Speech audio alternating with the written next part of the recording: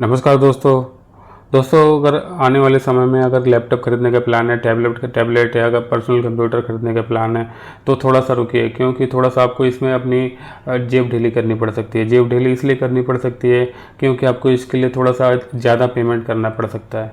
क्योंकि अभी न्यूज़ देखिए, इंडियन एक्सप्रेस का news, the government restrict import of laptop, tablets and computer with immediate effect.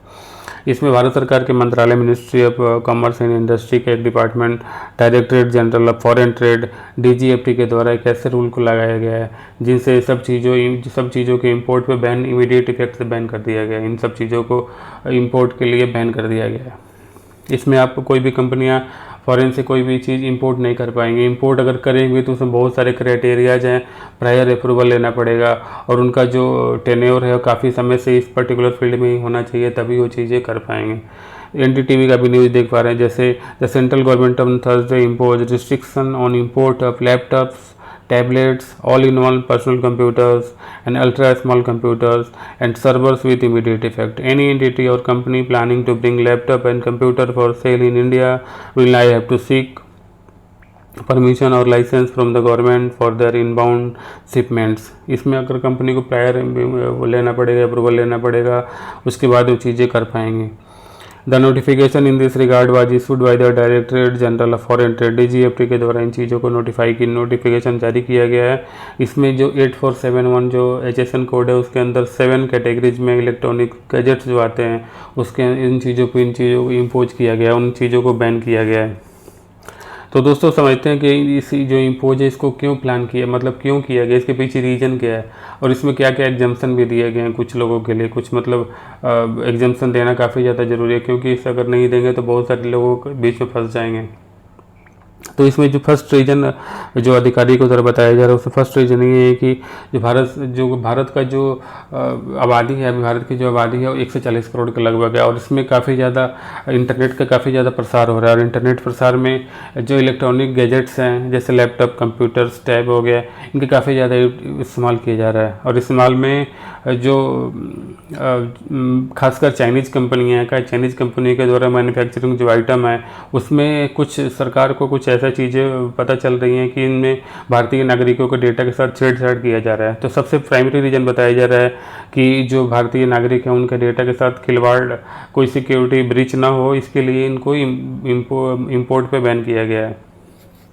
तो इससे सबसे ज़्यादा प्रभाव किस पे पड़ेगा? चाइना के ऊपर पड़ेगा, क्योंकि अभी दूसरा जो पॉइंट है, चाइना में सबसे ज़्यादा मैन्युफैक्चर जो हम इंपोर्ट करते थे भारत में इलेक्ट्रॉनिक गैजेट्स, फर्स्ट तो हो गया सिक्योरिटी रीजन प्राइमरी रीजन बताया जा रहा है गवर्नमेंट ऑफिशियल्स के द्वारा। दूसरा हो गया जितने भी अगर इंपोर्ट करते थे सामान उसमें सबसे ज़्यादा उसका असेंबली मैन्युफैक्चरिंग कहाँ होती थी? चाइना में होती थी। लगभग 80% के लगभग चाइना में होती थी असेंबली और मैन्युफैक्चरिंग। तो वो भारत सरकार क्या चाह रही है कि जितनी वहाँ पे असेंबली वाली कंपनियाँ थी वो भारत में उठ के आएँ और भारत में मैन्युफैक्चरिंग हब, अपने भारत में मैन्युफैक्चरिंग यूनिट लगाएं कि इससे भारत मैन्युफैक्चरिंग हब के रूप में विकसित होगा। भारत अपने यहाँ तो सप्लाई कर ही पाएगा और भारत एक्सपोर्ट के रूप में भी जाना जाएगा। भारत अपने यहाँ से एक्सपोर्ट भी करेगा। तो ये सब चीज़ें दूसरा पॉइंट हो गया। ये सब चीज़ें काफ़ी ज़्यादा भारत सरकार के द्वारा ध्यान में रख के की गई हैं। तीसरा जो है, भारत सरकार पर्टिकुलर अभी मैन्युफैक्चरिंग सेक्टर में, चाहे सभी सेक्टर हो गया, सभी सेक्टर में performance link incentive scheme apply की गई है और हर सेक्टर में इंसेंटिव दिया जा रहा है, क्योंकि इससे क्या होगा, भारतीय मैन्युफैक्चरिंग इंडस्ट्री बूस्टअप होगी और इससे भारतीय कंपनियां भी काफ़ी तेज़ी गति से आगे बढ़ेगी। तो ये भी एक इसका मेन पर्पज़ है। और मेक इन जो इंडिया इनिशिएटिव है उसको काफ़ी अच्छे से आगे बढ़ाया जा सकेगा। तो ये सब चीज़ें हैं। इसके अलावा इसमें रोज़गार की काफ़ी ज़्यादा संभावनाएं उत्पन्न हो जाएगी, उपलब्ध हो जाएंगी। रोज़गार काफ़ी ज़्यादा उपलब्ध होगा, क्योंकि भारत में अगर मैन्युफैक्चरिंग सेक्टर में आगे बढ़ेगा तो रोज़गार काफ़ी ज़्यादा उपलब्ध होगा। तो ये सब कुछ पॉइंट है जिसके बेस पे भारत सरकार कठोर मतलब निर्णय एक तरह से लेके आई है और 3 तारीख से इन चीज़ों को इमीडिएट इफेक्ट से इन चीज़ों के मतलब 3 अगस्त से ही इन चीज़ों को इम्प्लीमेंट किया जा चुका है। कल के दिन ही। इसके अलावा इसमें कुछ एग्जम्पशन भी दिए गए हैं लोगों के, जैसे 3 तारीख से पहले जो भी अगर ऑर्डर अगर ओपन थे, किसी ऑर्डर का अगर लेटर ऑफ इंडेंट अगर लेटर ऑफ क्रेडिट इशू किया जा चुका है तो वो चीज़ें एग्जीक्यूट हो पाएंगी, वो चीज़ें इंपोर्ट कर पाएगा कंपनी, उस चीज़ों को इंपोर्ट कर पाएंगे। अगर 3 तारीख से बाद जो भी है इसके लिए प्रायर परमिशन लेना पड़ेगा, प्रायर अप्रूवल गवर्नमेंट का लेना पड़ेगा, अदरवाइज जो प्रोसेस नहीं हो पाएगा। तो इससे भारतीय मैन्युफैक्चरिंग कंपनियां काफ़ी ज़्यादा बूस्ट होगी क्योंकि अभी शेयर मार्केट का आप न्यूज़ देखेंगे तो इसमें कुछ कंपनियां जैसे जो भारतीय कंपनियां हैं वो उनका शेयर मार्केट काफ़ी ज़्यादा आज के दिन में काफ़ी ज़्यादा बढ़ोतरी उसमें देखने को मिली है, जैसे HCL हो गया और भी कुछ कंपनियां हो गया, डिक्सन टेक्नोलॉजी हो गया, इसमें काफ़ी ज़्यादा इसका शेयर मार्केट में काफ़ी ज़्यादा आज बूम देखने को मिला।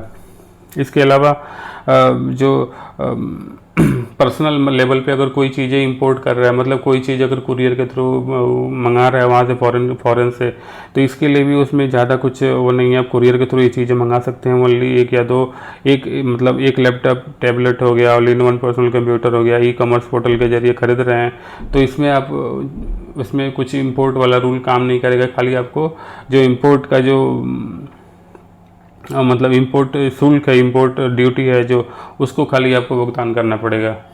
और इसके अलावा इसमें कुछ आपको अलग से कुछ रूल फॉलो करने की ज़रूरत नहीं है। मतलब अगर इंडिविजुअल लेवल पे आप कोई चीज़ों को मंगा रहे हैं तो आप मंगा सकते हैं, खाली आपको जो इंपोर्ट ड्यूटी है उसको पे करके मंगा सकते हैं।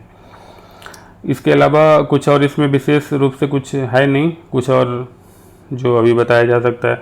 इसके अलावा जो हम अभी नॉर्मली देख पा रहे हैं, भारत ने 2022-23 में लैपटॉप में सहित 5.33 अरब डॉलर मूल्य के पर्सनल कंप्यूटर का आयात किया था। मतलब 2021-22 में ये आंकड़ा काफ़ी ज़्यादा था, 7.37 के लगभग था, लेकिन 22-23 में थोड़ा सा कम हुआ, लेकिन आंकड़ा काफ़ी ज़्यादा है। अगर भारत में ये सब चीज़ें मैन्युफैक्चरिंग होने लगेगी, भारत में अगर कंपनियां भारत में आके निवेश करने लगेंगी, भारत में मैन्युफैक्चरिंग अपने हब बनने लगेगा तो इससे काफ़ी ज़्यादा रोज़गार की संभावनाएँ भारत में आ जाएंगी, भारत का GDP ग्रोथ होगा। अगर भारत में हम अपने लिए तो मैन्युफैक्चरिंग कर ही पाएंगे, अपने लोगों के लिए मैन्युफैक्चरिंग तो कर ही पाएंगे, भारत में एक्सपोर्ट का हब भी बन जाएगा, भारत विदेशों में भी अपनी चीज़ों को एक्सपोर्ट करने लगेगा। अभी हाल फिलहाल में फुटवेयर सेक्टर में सेम अभी रूल देखने को मिला, इंपोर्ट बैन देखने को मिला। इससे भारत अगर टोटली अगर अपने पॉजिटिव माइंड लेके चल रहा है किस चीज़ों में कि भारत को मैन्युफैक्चरिंग हब बनाने, मेक इन इंडिया इनिशिएटिव के तहत भारत मैन्युफैक्चरिंग हब बनाने की दिशा में काफ़ी तेज़ी से आगे बढ़ रहा है। तो आज के लिए फ़िलहाल इतना ही। दोस्तों वीडियो कैसा लगा कमेंट करके ज़रूर बताएं और प्लीज़ चैनल को सब्सक्राइब ज़रूर करें।